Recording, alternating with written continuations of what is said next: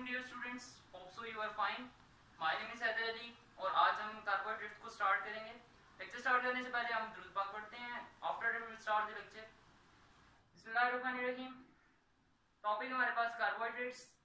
देखिए कार्बो से carbon, hydrates, hydrate हम H2O को बोलते हैं, वाटर को। इट मींस के these are basically hydrates of carbon या ऐसे compounds carbon associated with water, जिनके अंदर कार्बन वाटर के साथ एसोसिएटेड हो। अब इसको समझने के लिए हम एक चीज देखते हैं कि हाइड्रेट्स ऑफ कार्बन का मतलब क्या है।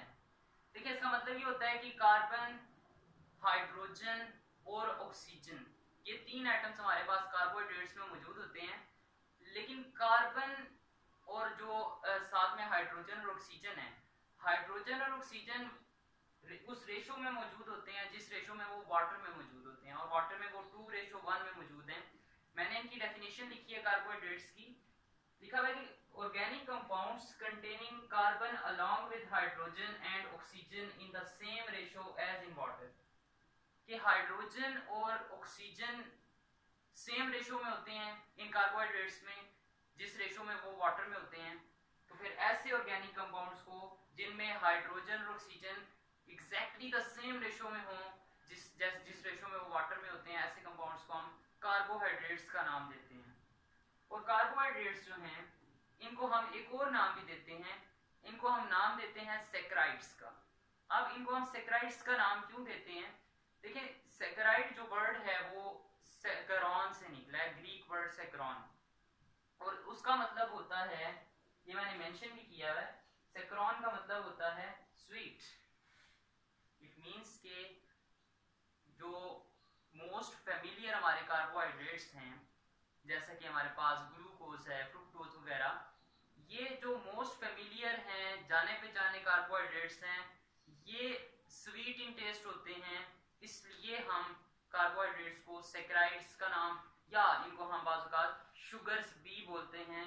Sugars mean carbohydrates because most of them, या जिनसे हम फेमिलियर हैं, most of them are sweeter in test.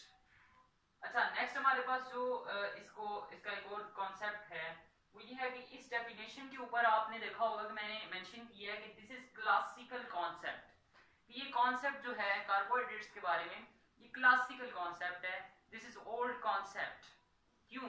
क्योंकि इसके अंदर एक दो कंसेप्शंस हैं, एक्सेप्शंस हैं, उनको मैंने मेंशन ये किया है। देखें एक्सेप्शंस की मैं पहले बाद में बात करता हूँ। पहले एग्जांपल्स अगर हम बात करें कार्बोहाइड्रेट्स की, तो इसके अंदर ग्लूकोज है जो कि हमारी बॉडी के अंदर कॉमन शुगर होती है हमारी बॉडी में।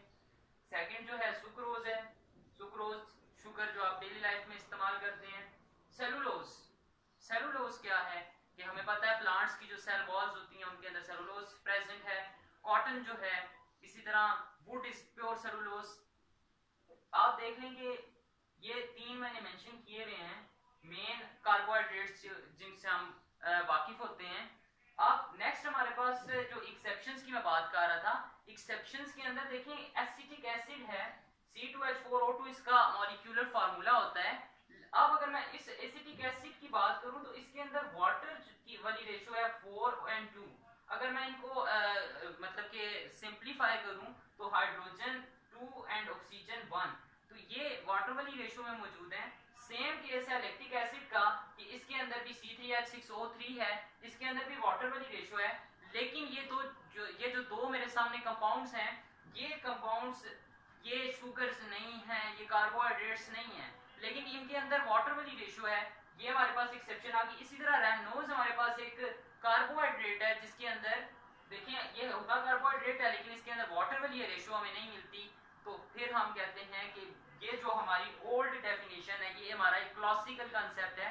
क्लासिकल कंसेप्ट के बाद अब जो नया मॉडर्न कंसेप्ट है कार्बोहाइड्रेट्स के बारे में, वो हम ये बोलते हैं कि carbohydrates are basically polyhydroxy aldehydes and ketones, या वो कंपाउंड्स कि जो हाइड्रोलाइसिस अगर हम उनकी करें तो ऐसे कंपाउंड्स हमें मिलते हैं पॉलीहाइड्रोक्सी एल्डिहाइड्स एंड कीटोन्स। तो फिर ऐसे कंपाउंड्स को हम कार्बोहाइड्रेट्स का नाम देते हैं। और कार्बोहाइड्रेट्स जो है मैंने मेंशन किया है कि प्राइमरी प्रोडक्ट्स हैं फोटोसिंथेसिस की, कि फोटोसिंथेसिस की जो प्राइमरी प्रोडक्ट होती है वो हमें कार्बोहाइड्रेट्स मिलते हैं। आपको पता है फोटोसिंथेसिस के रिजल्ट में हमारे पास ग्लूकोज बन रहा होता है। नेक्स्ट हमारे पास कार्बोहाइड्रेट्स के सोर्सेज की बात है, सोर्सेज की अगर मैं बात करूं तो plants are the primary source, कि जो सोर्स सबसे ज्यादा जो है सोर्स हमें प्रोवाइड जो कर रहे हैं वो प्लांट्स कर रहे हैं। तो जैसे अगर आप बात कर लें स्टार्च की, तो हमें पोटैटो कहाँ से मिल रहे हैं, जाहिर है हम प्लांट्स से मिल रहे हैं। सेलुलोज हमें कहाँ से मिल रहा है, जिससे हम वुड वर्क करते हैं अपना। कॉटन को देख लें, दीज आर ऑल कार्बोहाइड्रेट्स। तो ये हमारे पास सोर्सेज थे कार्बोहाइड्रेट्स के। तो मेन जो हमारे पास जितने भी कार्बोहाइड्रेट्स हैं सब के सब मोस्टली हमें प्लांट्स से मिलते हैं। और ये जो कार्बोहाइड्रेट्स होते हैं इनको मैंने लास्ट लेक्चर में भी मेंशन किया था, these are the quick sources of energy. मैं बाज़ औक़ात टाइम नहीं होता था ब्रेकफास्ट का, तो मैं लाइट सी शुगर लेके चला जाता था अपने स्कूल या कॉलेज वगैरह, तो क्योंकि they provide us quick energy. तो आपको कभी भी शुगर लेवल लो हो रहा होता है या फिर तो आप इनको यूज कर सकते हैं कार्बोहाइड्रेट्स को। तो ऐसा नहीं होगा कि आपका शुगर लेवल कम हो रहा है तो आप जो है वो पाई खाना शुरू कर दें, वो तो काफी टाइम लगता है हजम होने में। तो क्विक सोर्स हमें चाहिए होता है कि हमें उसी टाइम एनर्जी प्रोवाइड करे, इसलिए हम कोई लेमनेड वगैरह यूज कर लेते हैं। तो नेक्स्ट हमारे पास जो मैंने बात करनी थी कि ये हमारे पास ये क्लासिकल कॉन्सेप्ट वाला मैंने एक फार्मूला लिखा हुआ है कि CXH2OY। अब X और Y जो है ये सिमिलर भी हो सकते हैं, डिफरेंट भी हो सकते हैं। अब C जो है ये X जो है ये 3 से थाउजेंड्स तक भी जा सकते हैं, और ये X एंड Y मैंने बताया कि सेम भी हो सकते हैं और डिफरेंट भी हो सकते हैं।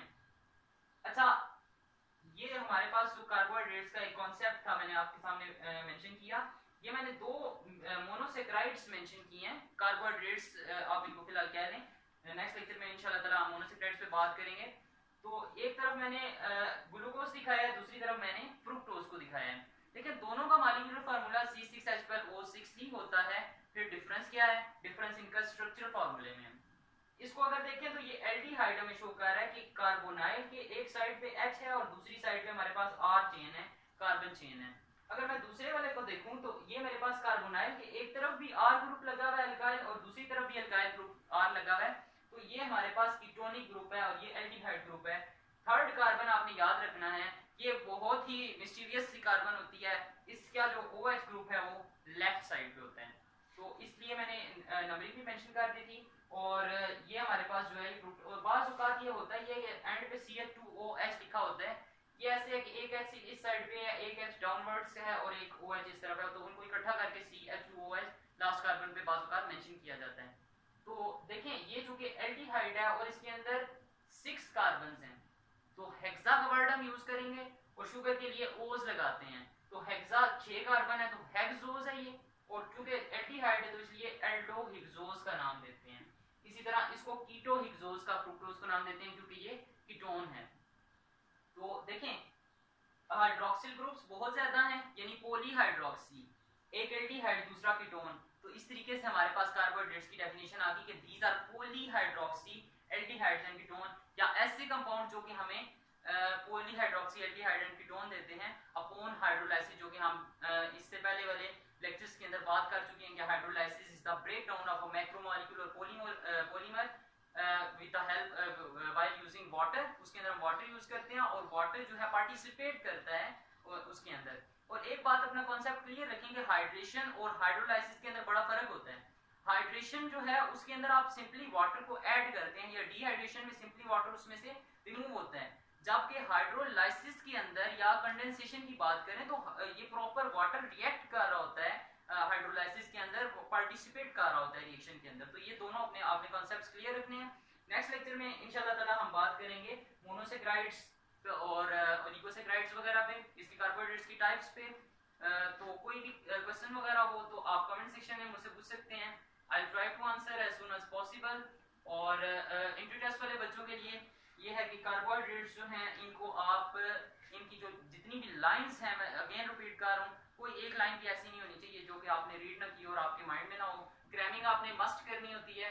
कोई वर्ड कोई लाइन ऐसी आ जाती है कि जो कि आप ध्यान में नहीं रखते और फिर आपका एक एमसीक्यूज मैटर करता है, आप जानते हैं।